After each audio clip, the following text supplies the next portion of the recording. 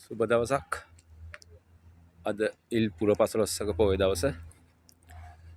හැමදාම වගේ අපි මාසකට වතාවක් පුරාණ ගල්ලෙන් රජ මහ විහාරයකට පැමිණෙනවා පුරුද්දක් වශයෙන්. අද අපි එවැනිම ලස්සන විහාරස්ථානයකට තමයි පැමිණලා තියෙන්නේ. මේ විහාරස්ථානයට කියන්නේ වේරගල පුදබිම කියලා. මේක නායක ස්වාමීන් වහන්සේ අද දානයකට වැඩලා. ඉතින් උන්වහන්සේ වද මුණ ගැහෙන්න අපිට හම්බුන්නේ නැහැ. ඉතින් මේකේ සද්දාලංකාර කියලා ස්වාමීන් වහන්සේ කෙනෙක් ජේතවනාරාමින් ගිරියේ වැඩ වාසය කරන ස්වාමීන් වහන්සේ කෙනෙක් තමයි උන්වහන්සේ දානයකට වැඩලා කියලා මට කිව්වේ. බලන්න මේ ගල්ලෙන් විහාරය කොච්චර සුන්දර ලස්සන ගල්ලෙන් විහාරයක්ද කියලා.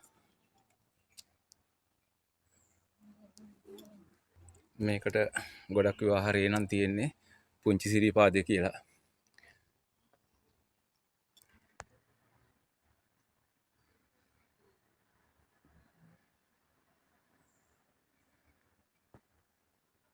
ඕගොල්ලෝ දන්නවා මම ඕගලන්ට වීඩියෝ එකක් අරන් එනකොට පරිසරය හා බැඳුණු ලස්සන පුරාණ විහාරස්ථානයක් ගැන තමයි අරන් එන්නේ කියලා.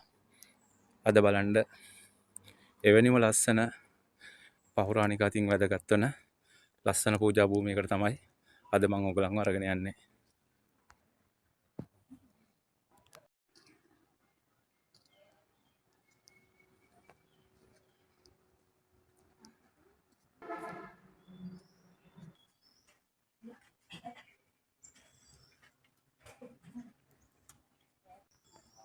ටිකට් එකකට කීයක් ගන්නවද මාමා මෙතනින් උඩට යන්න? 50යි නේ. අපිට මෙතනින් ටිකට් එකක් අරගෙන තමයි මේ විහාරස්ථානයේ වැඳ පුදා ගන්න වෙන්නේ. මේ විහාරස්ථානයට මේ රුපියල් 50ක වගේ ටිකට් එකක් ගන්න. මේක මේ විහාරස්ථානයේ ඉදිකිරීම කටයුතු සඳහා තමයි මේ මුදල් යොදාගන්නේ. මේ නැත්තම් මේ විහාරස්ථානයේ නඩත්තු කටයුතු කිරීමට යොදා ගන්න නිසා තමයි පුංචි ටිකට් එකකින් පොඩි ආධාරයක් වශයෙන් තමයි මේක මේ පන්සලෙන් මේ මාමව යොදවලා මේක කරගෙන යන්නේ. මේ සිරිපාදය වැඳ පුදා ගන්න එනකොට අපි නල්ලතන්නේ පැත්තෙන් එන්න අවශ්‍ය නැහැ. මොකද ඔයගොල්ලෝ හිතයි මේ අවාරේ ඉල්පුර පසළොස්වක පොහොය දවසේ අවාරේ කොහොමද සිරිපාද යන්නේ කියලා. ඒත් ඉතින් එහෙම දෙයක් නෙමෙයි මෙතන සිද්ධ වෙන්නේ. මේකට කියන්නේ පුංචි සිරිපාදේ කියලා. මේක ආදි කාලේ ඉඳලා මේ පන්සල හඳුන්වන නම. ඉතින් අපිට තවත් පියගැට පෙළක් තියෙනවා ඉහළට ගමන් කරන්න. ඒ පියගැට පෙළෙත් අපි ඉහළට ගිහිල්ලා බලමු මේ විහාරස්ථානය කොච්චර ඉපෙරණි සුන්දර විහාරස්ථානයක්ද කියලා. සාමාන්‍යයෙන් අපේ රටේ තියෙන මේ වගේ පෞරාණික විහාරස්ථාන වැඳ පුදා ගන්න ගොඩක් මිනිස්සු පැමිණෙන්නේ නැහැ. ඉතින් වර්තමානයේ ආගමට බුදුදහමින් පොඩ්ඩක් අපේ තරුණ පරම්පරාව ඈත් වෙගෙන යන කාලෙක ඉතින් මේ වගේ වීඩියෝ එකක් කරලා ඒ තරුණ පරම්පරාවත් බෞද්ධයන්වත් මේවට නැඹුරු කර ගැනීමේ චේතනාව තමයි මගේ මූලිකම අධිෂ්ඨානය සහ බලාපොරොත්තුව. දැන් මේ පියගැට පෙළේ ඉහළටම ආවහම විශාල ගල්ලෙනක් ඇතුලේ පිහිටලා තියෙන මේ බුදු ගෙයක් තමයි අපි මේ බලන්න යන්නේ. බලන්න මේ විහාරස්ථානයේ කොච්චර පැරණි විහාරස්ථානයක්ද කියලා ඕගලන්ට මේ ඉස්සරහා තියෙන දොර පියස්සෙන්ම පේනවා. ඉතින් අපි ඇතුළට ගිහිල්ලා බලමු මේ ගල්ලෙන තුල තියෙන ඒ බෞද්ධ මන්දිරය.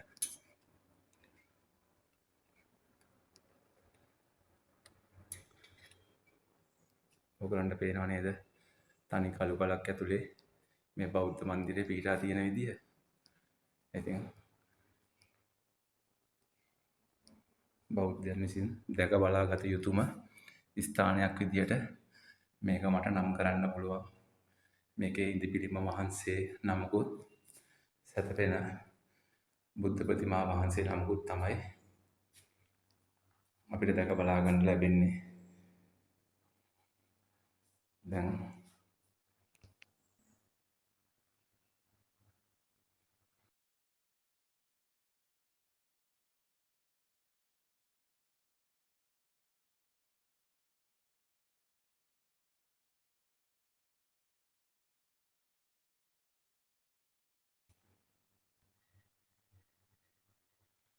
මේ බෞද්ධ මන්දිරය ඇතුලේ ලස්සනට සිතුවම් කරලා තියෙනවා. මල් රටා මෝස්තර වගේක්. ඉතින් මෙතන ධර්මාශෝක රජතුමාගේ පින්තූරයකුත්, දේවානම්පියතිස්ස රජතුමාගේ පින්තූරයකුත්, සුද්ධෝදන රජතුමාගේ පින්තූරයකුත්, විජය රජුගේ පින්තූරයකුත් සිතුවම් කරලා තියෙනවා. තියෙන්නේ මේ විහාරස්ථානයේ තියෙන ඒ ඉපැරණි බෞද්ධ මන්දිරය. පරිසරයට කිසිම හානියක් නොකර ඒ පරිසරයත් ආරක්ෂා කර ගනිමින්, ඒ පරිසරයේ තියෙන යඳුරු ස්වභාවයත් ආරක්ෂා කර ගනිමින් මේවා බෞද්ධයන්ට වැඳ පුදා ගැනීම සඳහා පහසු වන විදියට සිමෙන්ති යොදලා තමයි මේ පඩි පෙළවල් හදලා තියෙන්නේ.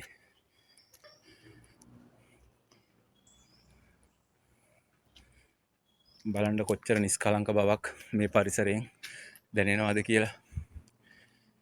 සාමාන්‍යයෙන් ඕගොල්ලොත් කැමති මේ වගේ නිස්කලංක පුද බිමක් වැඳ පුදා ගන්න. ඕගලන්ට මම ආරාධනා කරනවා, ඕගලන්ටත් නිවාඩුවක් ලැබුණොත් මෙම විහාරස්ථානයේ වැඳ පුදා ගන්න අමතක කරන්න එපා කියලා. තව දෙයක් ඕගලන්ට කියන්න ඕනේ. මේ විහාරස්ථානය පොයි දවසට විතරයි මේ විහාරස්ථානයේ ගල මුදුරට යන්න දෙන්නේ, අවසර තියෙන්නේ. ඉතින් ඒකත් මතක තියාගෙනම මේ විහාරස්ථානයට පැමිණෙන්න කියලා මං කියන්න කැමතියි. මෙතනින් තවත් පොඩි පඩි පෙළක් හදලා තියෙනවා ඉහළට ගමන් කරන්න පහසු වෙන විදිහට. ඉතින් මේ විහාරස්ථානයේ නායක ස්වාමීන් වහන්සේගේ කැපවීම මත, ඒ ස්වාමීන් වහන්සේගේ උනන්දුව මත බෞද්ධයන්ට වැඳ පුදා ගන්න තමයි මේ විහාරස්ථානය සංරක්ෂණය කරලා මෙච්චර ලස්සනට පවත්වගෙන යන්නේ. ඉතින් සෑහෙන්න කැපකිරීමක් කළා, ශ්‍රමයක් යොදලා, මුදල් වියදම් කරලා මේ වගේ බෞද්ධයන්ගේ ඒ බෞද්ධ ආගම ආරක්ෂා කර ගැනීම සඳහා මේ කරන කැපවීමට උන්වහන්සේට අපි ස්තුතිවන්ත වෙනවා. බලමු මේ ගල් පඩිපෙළේ දැන් අපි ඉහළට යන ගමන් ඉන්නේ. ගොඩක් වෙලාවකට මේ වගේ පරිසරයකට ආවම අපේ හිතට දැනෙන අවිවේකී සුවය අත්විඳින්න පුදුම කැමැත්තක් තමයි පෞද්ගලිකව මම නම් දක්වන්නේ. ඉතින් මං හිතනවා ඕගොල්ලොත් ආසයි නාගරිකව ජීවත් වෙන නිසා මේ වගේ පරිසරයකට ඇවිල්ලා මේ වගේ අත්දැකීම් ලබා ගන්න ගොඩක් කැමති වෙයි කියලා. ඉතින් දැන් මම මේ ගල් පඩිපෙළ දිගේ ඉහළට ඇවිල්ලා තනි කළු ගලක් දිගේ තමයි මේ ඉහළට ගමන් කරන්නේ.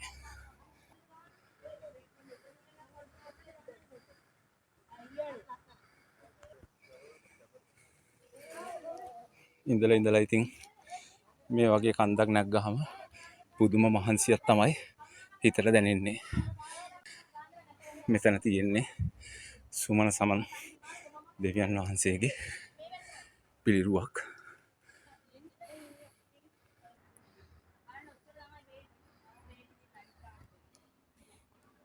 අපි ඒ සුමන සමන් දෙවියන්ගේ පිළිමයත් වැඳ පුදාගෙන එතනම තියෙන පඩිපෙළෙන් ඉහළට යනවා. ඒ ගාම ඔයගලන්ට ආසයි මට කිපෙන්නන්න මේ ලස්සන වටපිටාව. ඕගොල්ලෝ දැන් මේ විහාරස්ථානයේ තියෙන මේ බෞද්ධ මන්දිරයත් වැඳ පුදා ගන්න.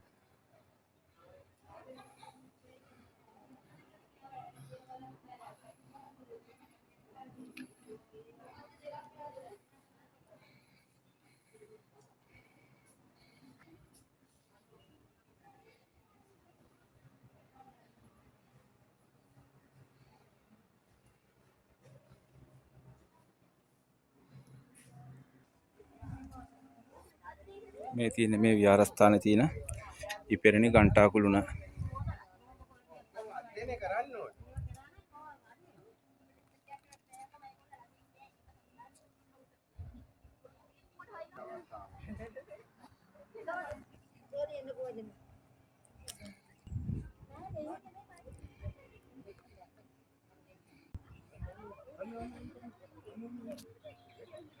මේ විහාරස්ථානයට විශාල කඳු පන්තියක් මෙතනට පේනවා.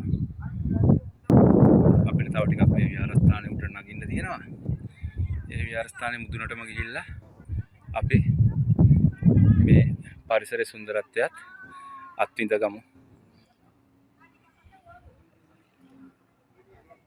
ස්වභාවික ගල් පර්වතයක තමයි මේ විහාරස්ථානේ පිහිල්ලා තියෙන්නේ.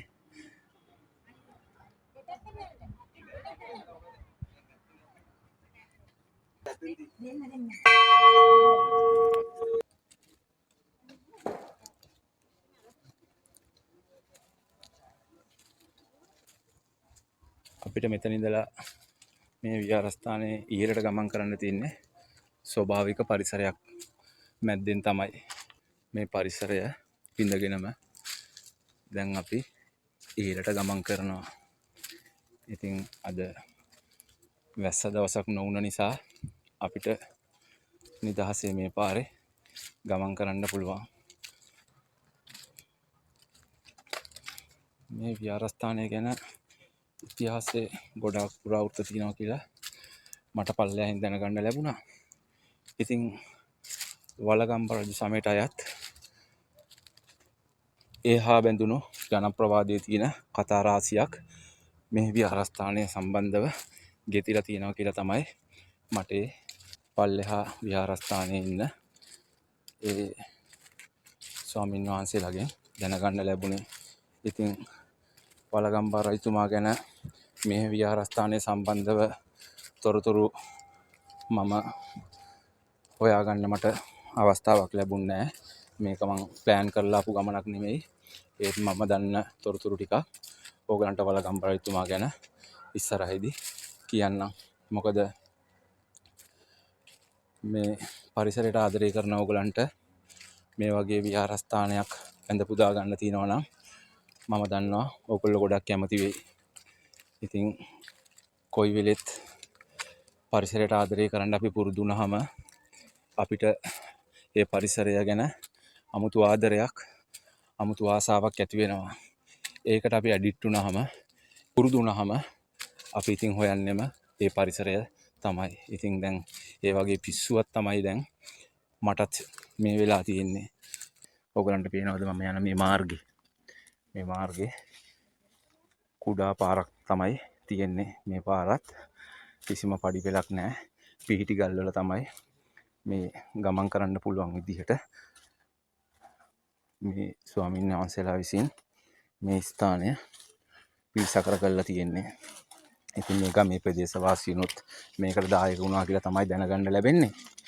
ඉතින් බලන්නකෝ ඔයගොල්ලෝ අපි මේ යන පරිසර පද්ධතිය මොන වගේ පරිසර පද්ධතියක්ද කියලා. ඇත්තටම කියනවා නම් මේක කැලෑවක්.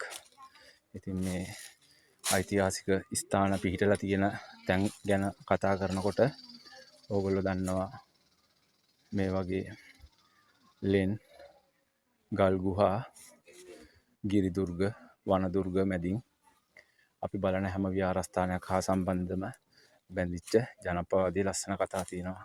ඉතින් මේ ලස්සන කතා වලට මුල පුරපු ශ්‍රේෂ්ඨ නරපතියෙක් තමයි අපේ වලගම්බ රජතුමා.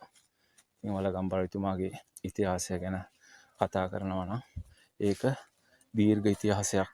ඉතින් මේ ඉතිහාසය ගැන අපි විස්තර ටිකක් ඉදිරියට යන ගමන් කතා කරමු. දැන් මේ මාර්ගය අපි මගක් දුරට ආවා. මේ ඔයගලන්ට පේන්නේ විශාල පිහිටි කළුගල් පර්වතයක්. ඉතින් ඉස්සරහට යනකොට අපිට විශාල ලෙන් කීපයකුත් හම්බ වෙනවා කියලා තමයි පල්ලෙහා ඉන්නේ ටිකට් කන්න මාමා කිව්වේ. ඉතින් දැන් අපිට හම්බ වෙනවා ඒ වගේ ස්ථානයක්. ඔයගලන්ට පේනවා ඇති මේක ගල්ලෙන් විහාරයක් කියන්නේ මෙන්න මේ හේතුව නිසා තමයි කියලා. ඉතින් ස්වාමීන් වහන්සේලා භාවනා යෝග්‍යව වැඩ වාසය කරන නිසාද දන්නේ නැහැ. අපිට පොයේ දවස් හැර අනිත් දවස්වල මේ ස්ථානය වැඳ පුදා ගන්න ලැබෙන්නේ නැත්තේ. මට ඕගලන්ට පේනවා මේ වගේ ස්ථාන වලට කැමති කට්ටියට මේ විහාරස්ථානය කොච්චර රුකුලක් වෙයිද කියලා බලන්න. මේ විශාල කළුගල් පර්වතය අයිනෙන් තමයි මේ මාර්ගය පිහිටලා තියෙන්නේ.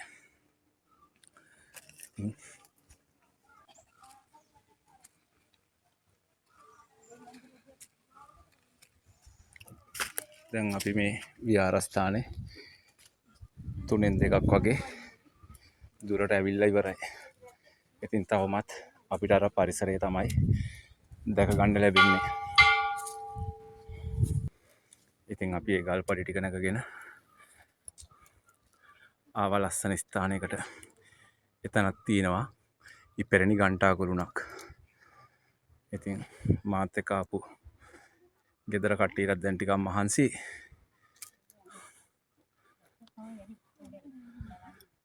කුඩල්ලෝ නෑ. කුඩල්ලෝ නෑ.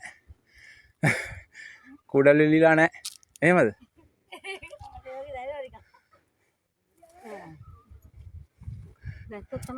වැස්සොත් අනිවාර්යෙන් කුඩල්ලෝ ඇති. ඔව් වයින් ඉස්සෙල්ලා කිව්වා. කුඩල්ලොන්ට එළි දෙන්නේ.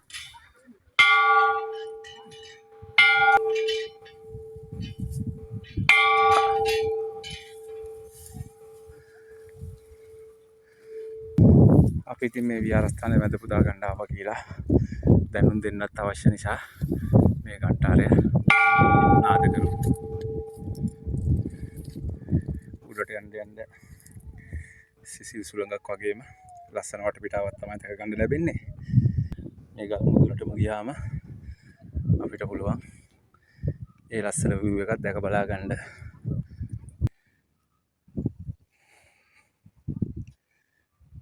මේ වටපිටාව දැක්කාම මට නම් ඇත්තටම රිවර්ස්ටන් තමයි මතක් වෙන්නේ. මෙතනට අඩු සීතල විතරයි. ඉතින් මේ සිසිල් සුළඟ නිසා මෙතනට එන රස්නේ එච්චර අපිට දැනෙන්නේ නැහැ.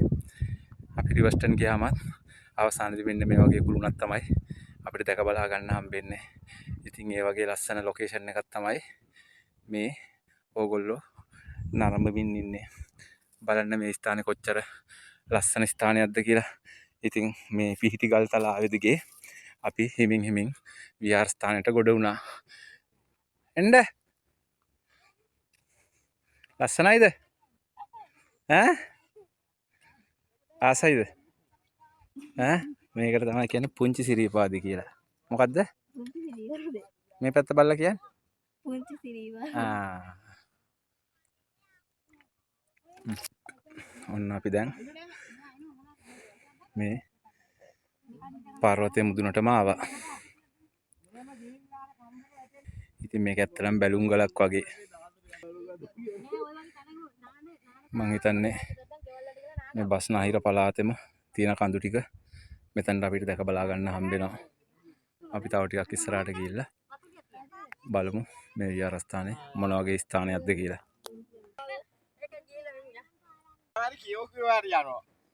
ඉතින් මේකත් එහෙම හිතාගෙන මොනවාරි කියෝ යන්න. අර බඹරු ඉන්නවයි කියලා බෝඩ් එකක් ගහලා තිබ්බා. කොයිද? ඔය තිබුණා මග. බඹරු අපිට හම්බුන්නේ නැහනේ. මේ අර ගල් වල ඇස්සේ ඇති. මේකද? මේ බෝවිටියා. අන්න හරි. ඊම් බෝවිටිය නෙමෙයිනේ. නෑ මේ බෝවිටියා. ඔව්.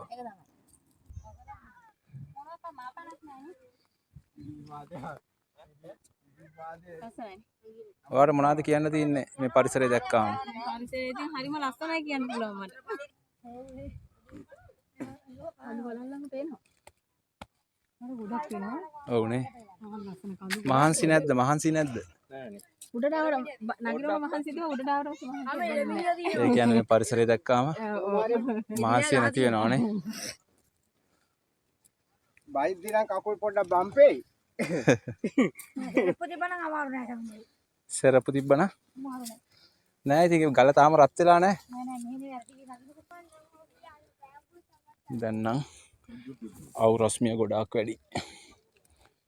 ඉතින් මේ වෙලාවට නම් මේ ස්ථානේ වැඩි වෙලා රැඳෙන්න අමාරුයි.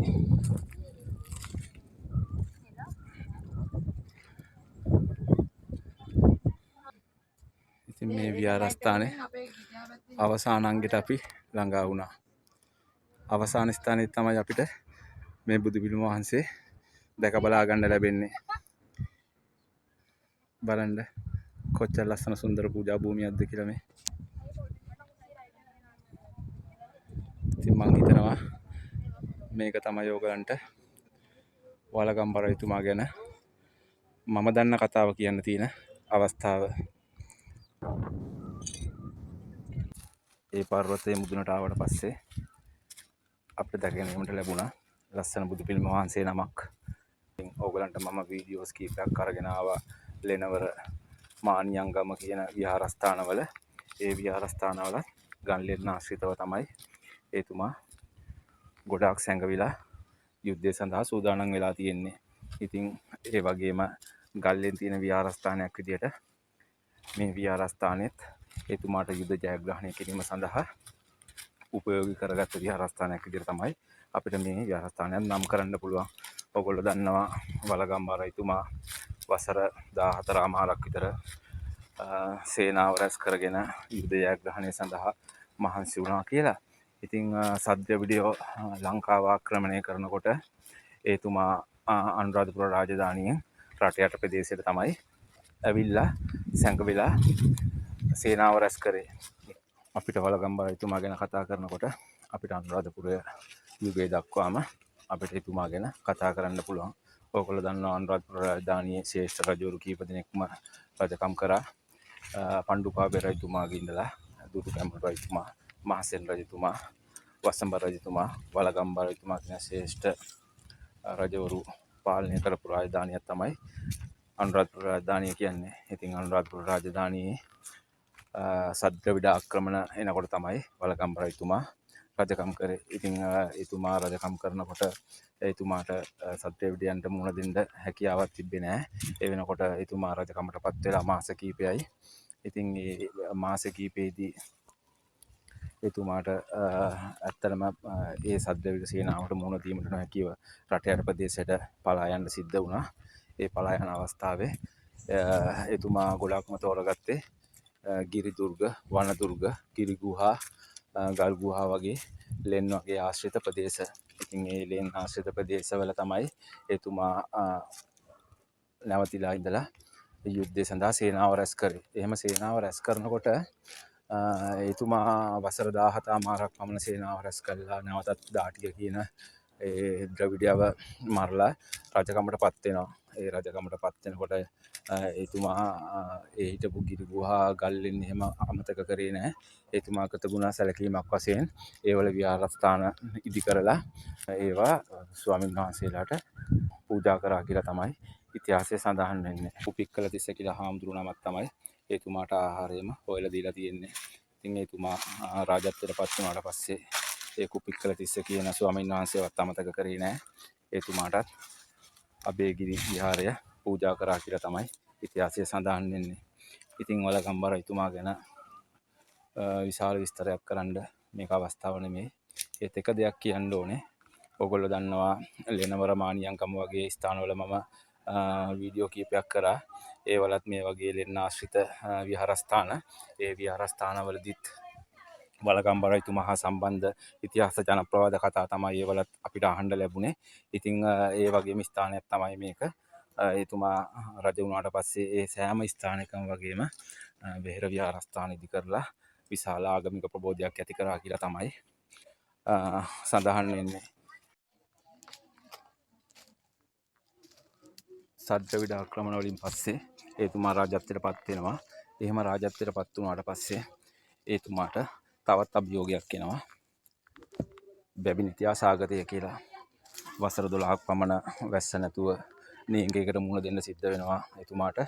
විශාල රටවාසීන් ප්‍රමාණයක් එතුමාට අහිමි වෙනවා.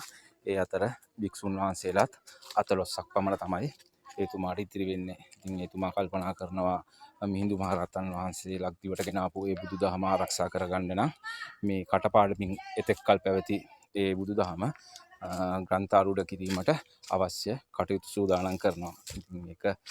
ඒක අපි සඳහන් කරන්නේ ත්‍රිපිටකය ග්‍රන්ථාරූඪ කිරීමක් වශයෙන් තමයි ඒක සිද්ධ වෙන්නේ මාතලේ අලු විහාරයේ.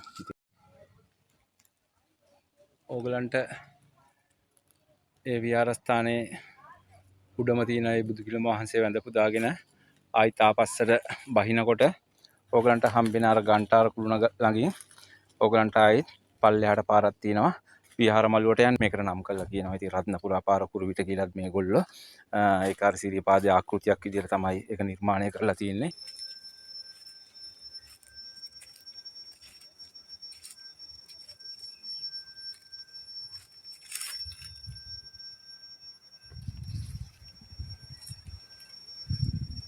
මේ ඕගලන්ට පේන්නේ මේ විහාරස්ථානයේ රෝපණය කරලා තියෙන 820 බෝධීන් වහන්සේලා. ඉතින් අපි ඉහළට ගිහිල්ලා බුදු පිළිම වහන්සේ වැඳ නමස්කාර කරගෙන ආයි තාපස්සට එනකොට අපිට වෙනම පාරක් තමයි ඒකට යොදාගෙන තියෙන්නේ. ඒ පාරේ තමයි ඕගලන්ට තියෙන්නේ මේ 820 බෝධීන් වහන්සේලා වැඳ පුදා ගන්න. ඉතින් ඕගොල්ලෝ මේ විහාරස්ථානයට ආවට පස්සේ මේ විහාරස්ථානයේ ඉහළට ගිහිල්ලා ආයි ආපස්සට විහාරස්ථානයෙන් පල්ලෙහාට එනකොට හම්බෙන ගන්ටාර කුළුණ ගාවින් පල්ලෙහාට බැස්සාම තමයි ඕගලන්ට මේ 820 බෝධීන් වහන්සේලා වැඳ පුදා ගන්න ලැබෙන්නේ. ඉතින් එහෙනම් ඒ 820 බෝධීන් වහන්සේලාත් වැඳ පුදාගෙන මේ විහාරස්ථානයත් වැඳ පුදාගෙන යන්න කියලා ඔයගලන්ට මම ආරාධනා කරන ගමන් මගේ මේ වීඩියෝ එක මම අවසන් කරන්න තීරණය කරනවා. මේ වගේ ලස්සන තවත් පූජා භූමියක් ආශ්‍රිතව ඔයගලන් හමුවන්න මම බලාපොරොත්තු වෙනවා.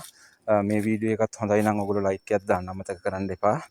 මමත් තවත් ලස්සන වීඩියෝ එකකින් හමු වෙනතුරු මම නවතින්නම්. එහෙනම් ඔයගලන්ට සුබ දවසක්.